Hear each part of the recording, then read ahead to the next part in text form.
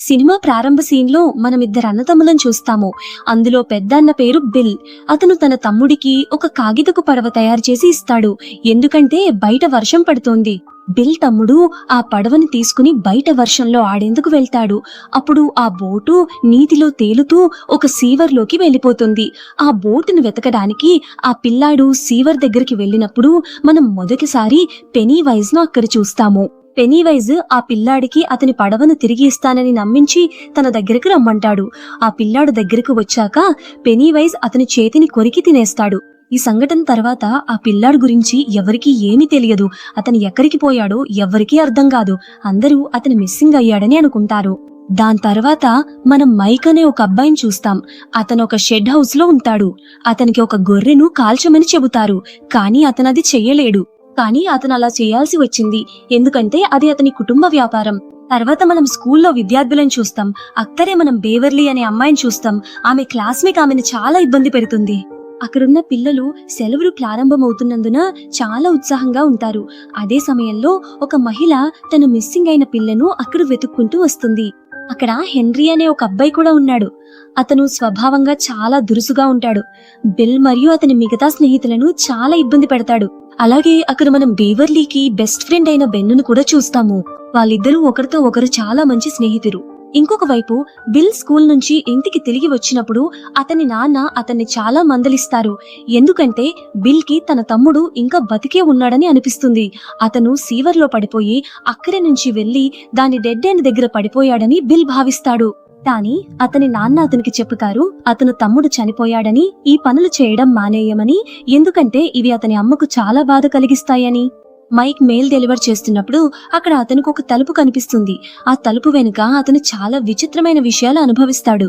ఆ తలుపు వెనక నుంచి చాలా మంది అరుస్తున్న శబ్దాలు వస్తాయి. చాలా చేతులు బయటకొస్తాయి. అప్పుడు అకస్మాత్తుగా ఆ తలుపు తానే తెరుచుకుంటుంది. అక్కడ మైక్ పెనీవైజ్ ను చూస్తాడు. అంతలో హెన్రీ తన స్నేహితులతో అక్కడికి వచ్చి మైక్ను వేధించి అక్కడి నుంచి వెళ్లిపోతాడు. బిల్లుకి ఒక స్నేహితుడు తన తండ్రి ఆఫీసులో పుస్తకం పెట్టడానికి వెళ్తాడు. అక్కడ అతను ఒక భయంకరమైన మహిళా చిత్రాన్ని చూస్తాడు. దాన్ని చూసి అతను తరచూ భయపడేవాడు. అతన్ని భయపెట్టింది ఇంకెవ్వరూ కాదు, అదే పెనీవైజ్. అది అందర్నీ వారి భయాలతోనే భయపెడుతుంది, వారు భయపడే వాటితో. బిల్ తన స్నేహితులతో కలిసి సీవర్ డెడ్ ఎండ్ వైపు వెళ్తున్నాడు. బెన్ లైబ్రరీలో కూర్చొని పాయింట్లు రాస్తూ ఒకచోట డెర్రీ చరిత్రను కూడా చదువుతున్నాడు. అది నిజానికి అదే ప్రదేశం. ఆ చరిత్రలో అతనికి డెర్రీలో జరిగిన అన్ని సంఘటనల గురించి సమాచారం లభిస్తుంది. అవి ప్రజల మరణాల గురించి ఉన్నాయి, అంటే చాలా మంది మరణించారు. ఆ తర్వాత బెన్ కు హాలుసినేషన్ మొదలవుతుంది. ఇది అతనితో చేస్తున్నది ఇంకెవ్వరూ కాదు, అదే పెనీవైజ్. అక్కడ బెన్ కు ఒక బెలూన్ ఎగురుతూ కనిపిస్తుంది. అది ఇంకెవ్వరికి కనిపించదు. బెన్ ఆ బెలూన్ వెనక వెళ్ళినప్పుడు అతనికి అక్కడ చాలా ఈస్టర్ ఎగ్స్ కనిపిస్తాయి. వాటిని అనుసరిస్తూ అతను లైబ్రరీ వరకు చేరుకుంటాడు. అప్పుడే ఒక అర్థం కాలిపోయిన తలకట్టిన మనిషి బెన్ పై దాడి చేయడానికి అతని వైపు వస్తాడు. కానీ బెన్ అక్కడి నుండి తప్పించుకుంటాడు. బెన్ అక్కడ నుండి వెళుతున్నప్పుడు హెన్రీ మరియు అతని స్నేహితులు అతన్ని పట్టుకుంటారు. వారు అతన్ని చాలా వేధిస్తారు. అంతేకాకుండా హెన్రీ ఒక కత్తితో అతని పొట్టపై హెచ్ అని రాస్తాడు. ఇంతలో ఒక కారు లోపల ఉన్న జంట అక్కడి నుంచి వెళ్తుంటారు. బెన్ వారిని సహాయం కోసం అడుగుతాడు, కానీ వారు అతని మాట వినరు. అదే కారులో బెన్ ఒక ఎర్ర బెలూన్ ను చూస్తాడు.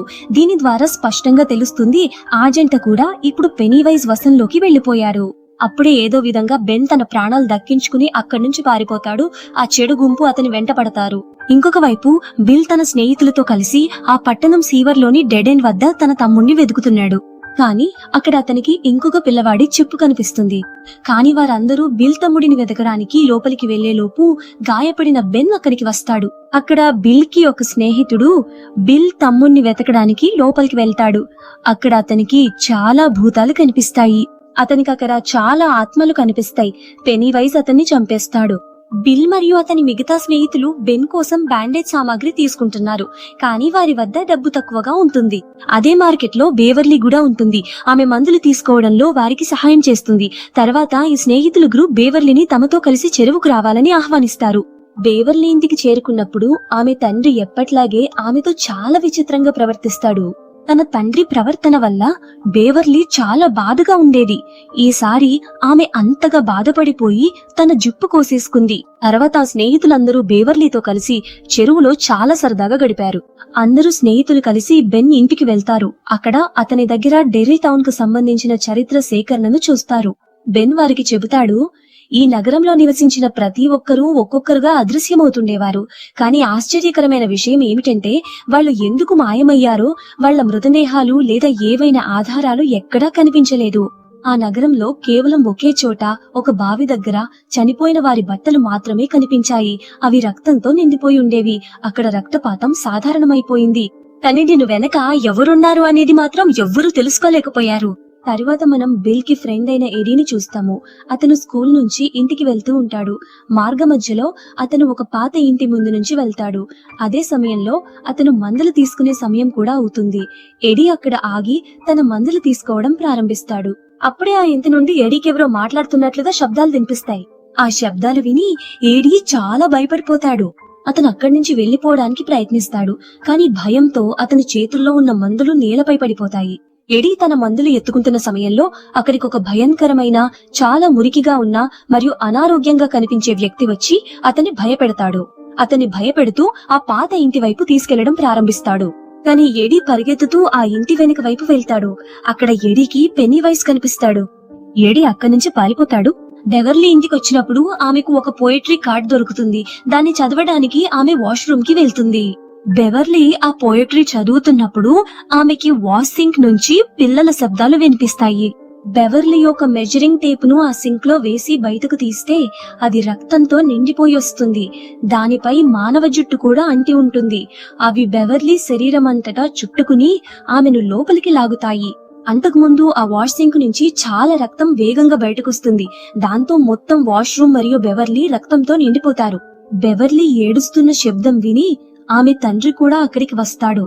కాని అక్కడ ఏమీ జరగలేదన్నట్టు అతను ప్రవర్తిస్తాడు. బిల్ తన తమ్ముడిని చాలా మిస్ అవుతూ ఉంటాడు. అయితే అప్పుడు అక్కడ ఎవరో ఉన్నట్టు అతనికి కనిపిస్తుంది. అక్కడే ఎవరో అడుగుల ముద్రలు కూడా కనిపిస్తాయి. ఆ అడుగుల ముద్రల వెంట వెళ్ళినప్పుడు అతనికి తన తమ్ముడు కనిపిస్తాడు. అతన్ని బేస్మెంట్ కి తీసుకెళ్తాడు. మొదట బిల్ తమ్ముడు అతన్ని భావోద్వేగంగా బ్లాక్మెయిల్ చేస్తాడు. తర్వాత ఒక్కసారిగా ఒక దయ్యంగా మారిపోతాడు. అదే సమయంలో అక్కడికి పెనీవైస్ కూడా వస్తాడు. బిల్ పై దాడి చేస్తాడు. కానీ సరైన సమయంలో బిల్ తన ప్రాణాన్ని కాపాడుకుని అక్కడి నుంచి పారిపోతాడు. తర్వాత బేవర్లీ తన స్నేహితులను ఇంటికి పిలిచి వారికి తన వాష్రూమ్ ను చూపిస్తుంది. అక్కడ చాలా ఎక్కువ రక్తం ఉందని అన్ని పిల్లలు కూడా చూస్తారు. కానీ బేవర్లీ మాత్రం తన నాన్నగది ఎందుకు కనిపించడం లేదో ఆశ్చర్యపడుతుంది. తర్వాత వాళ్ళందరూ కలిసి వాష్రూమ్ ను శుభ్రం చేస్తారు. ఆ స్నేహితులు ఒకరితో ఒకరు చర్చించుకుంటారు. ఏదో తప్పు జరుగుతోంది, ఎందుకంటే వాళ్లతో కూడా ఏదో విచిత్రమైన విషయం జరుగుతోంది. ఆ జోకర్ కూడా వాళ్లకు కనిపిస్తున్నాడు. అంతలో కొంత దూరంలో వాళ్లకు హెన్రీ కారు, మైక్ సైకిల్ కనిపిస్తాయి. వాళ్ళు మైక్ ను రక్షించడానికి వెంటనే పరిగెత్తుతారు. ఇంకొక వైపు హెన్రీ మరియు అతని స్నేహితులు మైక్ బలవంతంగా మాంసం తినిపించడానికి ప్రయత్నిస్తారు. అలాగే అతని బాగా కొడతారు. అంతలో కొంత దూరంలో మైక్ కు పెనీవైస్ కనిపిస్తాడు. అతను ఒక పిల్లవాడి చేతిని తినేస్తూ మైక్ కి ఒక విచిత్రమైన చిరునవ్విస్తూ ఉంటాడు. అప్పుడే ఆ స్నేహితులు అక్కడికి చేరుకుంటారు. హెన్రీ మరియు అతని స్నేహితులపై రాళ్ల వర్షం కురిపిస్తారు. చివరికి మైక్ ను రక్షిస్తారు. తర్వాత ఆ గ్రూప్ మిస్సింగ్ అయిన పిల్లల పోస్టర్లను చూస్తూ ఉంటారు. అప్పుడే బెన్ వారికి చెబుతాడు తాను డెర్రీ టౌన్ గురించి మళ్లీ చదివినట్టు. అతను చెబుతాడు, నాకు తెలిసిందేమిటంటే డెర్రీ టౌన్ లో ప్రతి 27 సంవత్సరాలకు ఒకసారి ఇలాంటి సంఘటనలు జరుగుతూనే ఉంటాయి. ఆ సంఘటనల్లో ప్రజలు అదృశ్యమవుతారు, ఎక్కువగా పిల్లలే. ఇలా కొంతకాలం పాటు జరుగుతూనే ఉంటుంది. కానీ ఆ తర్వాత అకస్మాత్తుగా ఆగిపోతుంది. మళ్లీ 27 సంవత్సరాల తర్వాత ఇలాంటి సంఘటనలు మళ్లీ మొదలవుతాయి. వాళ్ళకి అర్థమవుతుంది, ఎవరో ఒకరున్నాడు. అతను ప్రతి 27 సంవత్సరాలకు ఒకసారి వస్తాడు, పిల్లలను పట్టుకుని తినేస్తాడు. అంతగా వేటాడిన తర్వాత ఆ 27 సంవత్సరాలు పూర్తిగా విశ్రాంతిగా ఉంటాడు. అలాగే వాళ్ళు ఇంకో విషయం కూడా గ్రహిస్తారు. అతను పిల్లల ముందు వాళ్ళు ఎక్కువగా భయపడే రూపంలోనే కనిపించి భయపడతాడు. స్పష్టంగా చాలా మంది పిల్లలు జోకర్ ను చూసి భయపడతారు. బిల్ అందర్నీ తన ఇంటికి తీసుకెళ్తాడు. వాళ్లకు డెర్రీ టౌన్ మ్యాప్ ను చూపిస్తాడు. మ్యాప్ ను చూసిన తర్వాత వాళ్ళకు అర్థమవుతుంది, అక్కడ జరిగిన అన్ని సంఘటనలు భూమి క్రింద ఉన్న ఒక గట్టర్ తో అనుసంధానమై ఉన్నాయి. ఆ గటర్లన్నీ ఒకే చోట కలుస్తాయి. అదే పాత ఇంట్లో ఉన్న బావి. ఆ పిల్లలు వెంటనే అర్థం చేసుకుంటారు పెనీవైజ్ అక్కడే ఉంటాడని, అదే పాత ఇంట్లోని బావిలో. అప్పుడు ఎడి ఈ మాటలు విని చాలా భయపడిపోతాడు. అంతా ఆపేమని అంటాడు. కానీ అకస్మాత్తుగా ప్రొజెక్టర్ తనంతట తానే ఆన్ అవుతుంది. ఫోటోలు కూడా తానే మారిపోతుంటాయి. ఇది చూసి వాళ్ళంతా చాలా దబ్బర పడిపోతారు, చాలా భయపడిపోతారు కూడా. అదే సమయంలో ఆ ఫోటోలలో బిల్ చిన్న తమ్ముడి ఫోటో కూడా వస్తుంది. వెంటనే పెనీవైస్ కూడా ఒక ఫోటో రూపంలో వాళ్ళ ముందుకొస్తాడు. ఆ ఫోటో నుంచి బయటకొచ్చి పెనీవైస్ ఆ పిల్లలను భయపెడతాడు. అందరూ పిల్లలు చాలా భయపడిపోతారు. కానీ బిల్ నిర్ణయించుకుంటాడు కి వారు ఆ పాత కండహారున్న బావిలోకి వెళ్లి పెనీవైజ్ ను ఎదుర్కొంటారు.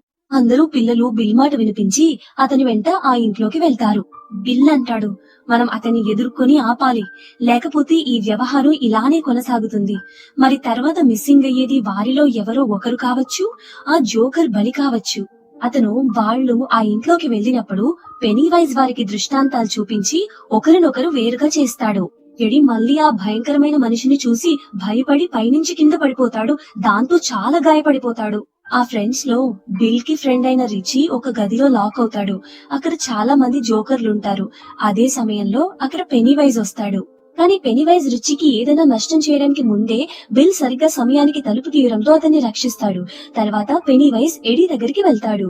కానీ పెనీవైజ్ ఐడిని భయపెట్టి చంపే ముందు బిల్ మరియు రిచీ అక్కడికి చేరుకుంటారు.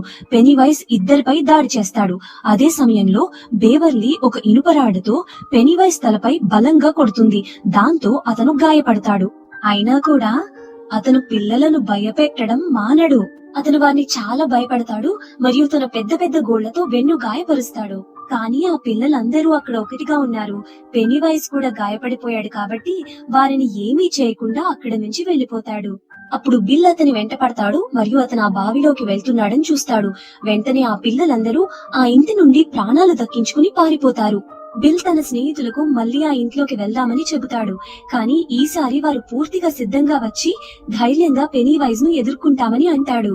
కానీ బెవర్లీ తప్ప మరెవ్వరూ అతని మాటను అంగీకరించరు. వాళ్ళు మళ్ళీ అక్కడికి వెళ్ళమని చెప్పరు. బిల్లికి అతని స్నేహితుడు రిచీ చెబుతాడు, నీ తమ్ముడు ఇప్పుడు చనిపోయాడు అని. బిల్ కి ఈ విషయం మీద కోపం వస్తుంది. ఇద్దరి మధ్య గొడవ జరుగుతుంది. ఆ గ్రూప్ విడిపోయిపోతుంది. బెవర్లీ వారిని బాగా ఒప్పిస్తుంది. పెనీవైజ్ కి కావాల్సింది కూడా అదే, వాళ్ళంతా విడిపోయిపోవాలని. ఎందుకంటే వాళ్ళు కలిసే ఉంటే అతన్ని ఎదుర్కొనగలరని అతనికి తెలుసు. కానీ బెవర్లీ చెప్పిన మాటను ఎవరూ విడరు. ఇంకొక వైపు హెన్రీ తన ఇంటి దగ్గర ఉన్న లెటర్ బాక్స్ మీద ఒక ఎర్ర బెలూన్ ఎగురుతూ కనిపిస్తుంది. ఇది పెనీవైజ్ అక్కడున్నాడని సంకేతం. ఆ బాక్స్ ను ఓపెన్ చేస్తే అతనికి అక్కడ ఒక కత్తి కనిపిస్తుంది. ఆ కత్తి అతనిదే. అది అడవిలో పడిపోయింది. అతను బెన్ను వెంబడించేటప్పుడు అది జరిగింది. హెన్రీ ఆ కత్తిని తీసుకున్నప్పుడు అతను పూర్తిగా పెనీవైజ్ నియంత్రణలోకి వచ్చేస్తాడు. పెనీవైజ్ హెన్రీని తన తండ్రిని చంపమని బలవంతంగా ఒత్తిడి చేస్తాడు. హెన్రీ నిజంగా పెనీవైజ్ యొక్క బలమైన ప్రభావంలోకి వచ్చేశాడు. అతను నిజంగానే తన తండ్రిని వారు నిద్రలో ఉన్నప్పుడు చంపేస్తాడు. బెవర్లీ తండ్రి ఆగ్రహంతో ఆమెను బలవంతంగా నియంత్రించడానికి ప్రయత్నిస్తాడు. బెవర్లీ తన తండ్రిని కాలితో తన్ని అక్కడి నుంచి పారిపోతుంది. తాను వాష్రూమ్ లోకి వెళ్లి తలుపు మూసుకుంటుంది. కానీ బెవర్లీ తండ్రి బాత్రూమ్ తలుపు పగలగొట్టి లోపలికి వచ్చేస్తాడు. తన ప్రాణాలు కాపాడుకోవడానికి బెవర్లీ సింక్ ను తన తండ్రి తలపై కొడుతుంది. దాంతో అతను గాయపడి అపస్మారక స్థితిలో పడిపోతాడు. ఇంకొక వైపు బిల్ బెవర్లీని వెతుకుతూ ఆమె ఇంటి వరకు వెళ్తాడు. అక్కడ అతనికి ఆమె తండ్రి మృతదేహం దగ్గర గోడలపై పెనీవైజ్ రాసిన సందేశం కనిపిస్తుంది. అక్కడ you die if you try అని రాసుంటుంది. బిల్ తన స్నేహితులందరికీ పెనీవైజ్ బెవర్లీని తీసుకెళ్లాడని చెబుతాడు. ఆమెను రక్షించేందుకు వారు మళ్లీ ఒక్కటవుతారు. ఆ తర్వాత వారు మళ్లీ ఆ ఇంటికి వెళ్తారు. కానీ ఈసారి వారు పూర్తిగా సిద్ధంగా పెనీవైజ్ ను ఎదుర్కొనడానికి ఆయుధాలు కూడా తీసుకువచ్చారు. ఇంకోవైపు బెవర్లీ మీద కొంత రక్తం చుక్కలు పడతాయి. దాంతో ఆమెకు స్పృహ వస్తుంది. ఆమె చూస్తే తానొక గటర్ లో ఉందని తెలుసుకుంటుంది. అక్కడ చెత్త పెద్దగా ఎత్తుగా పోసి ఉంటుంది. అలాగే అక్కడ పిల్లల మృతదేహాలు గాల్లో తేలుతూ కనిపిస్తాయి. అప్పుడు బెవర్లీ అక్కడి నుంచి పారిపోవడానికి ప్రయత్నిస్తుంది. కానీ పెనీవైజ్ ఆమెపై దాడి చేసి ఆమెను చాలా భయపెడతాడు. కానీ బెవర్లీ భయపడగు. బెవర్లీ చాలా ధైర్యంగా అతనికి ఎదురు తిరుగుతుంది. పెనీవైజ్ ఆమె భయపెట్టడం లేదని చూసి తన అసలు రూపాన్ని ఆమెకు చూపిస్తాడు. అలాగే పెనీవైజ్ దగ్గర ఒక డెడ్ లైట్ కూడా ఉంటుంది. అది చూసి బెవర్లీ వెంటనే అపస్మారక స్థితిలోకి వెళుతుంది. అన్ని పిల్లలు బావిలోకి దిగిపోతారు. కానీ చివర్లో మైక్ వంతు వచ్చినప్పుడు హెన్రీ అతనిపై దాడి చేస్తాడు. అతను మైక్ ను చంపడానికి ప్రయత్నిస్తాడు కానీ మైక్ ధైర్యంగా ఎదుర్కొని హెన్రీని బావిలోకి బాగా లోతుగా తోసేస్తాడు. వాళ్ళు దిగుతూ ఉండగా వారి స్నేహితుల్లో ఒకరు వారితో విడిపోతాడు. అక్కడ పెనీవైస్ ఆ భయంకరమైన పెయింటింగ్ లోని ఆడవారి రూపంలో అతనిపై దాడి చేస్తాడు. మిగతా స్నేహితులు తమ స్నేహితుడిని వెతకడానికి అక్కడికి చేరుకుంటారు. కానీ పెనీవైస్ అతన్ని చంపేలోపు వాళ్ళందరూ అక్కడికి చేరుకుంటారు. దాంతో పెనీవైస్ అక్కడి నుంచి పారిపోతాడు. అప్పుడే బిల్ కు తన తమ్ముడు కూడా అక్కడ కనిపిస్తాడు. అతన్ని అనుసరిస్తూ బిల్ కూడా అదే చోటికి చేరుకుంటాడు. అక్కడే బెవర్లీ కూడా ఉంది. బెవర్లీ గాల్లో వేలాడుతూ ఉంటుంది. బిల్ ఆమెను కిందికి తీసుకురావడానికి ప్రయత్నిస్తాడు. తర్వాత తన తమ్ముడు దగ్గరికి వెళ్తాడు. అప్పుడే మిగతా స్నేహితులు అక్కడికొస్తారు. అందరూ కలిసి బెవర్లీని కిందికి దించుతారు. కానీ బెవర్లీకి స్పృహ లేదు. వాళ్ళు ఆమెను స్పృహలోకి తేవడానికి ప్రయత్నిస్తారు. కానీ ఇంకా ఆమె స్పృహలోకి రాదు. తర్వాత బెన్ బెవర్లీని హత్తుకుంటాడు. ఎందుకంటే అతను ఆమెని ఇష్టపడేవాడు.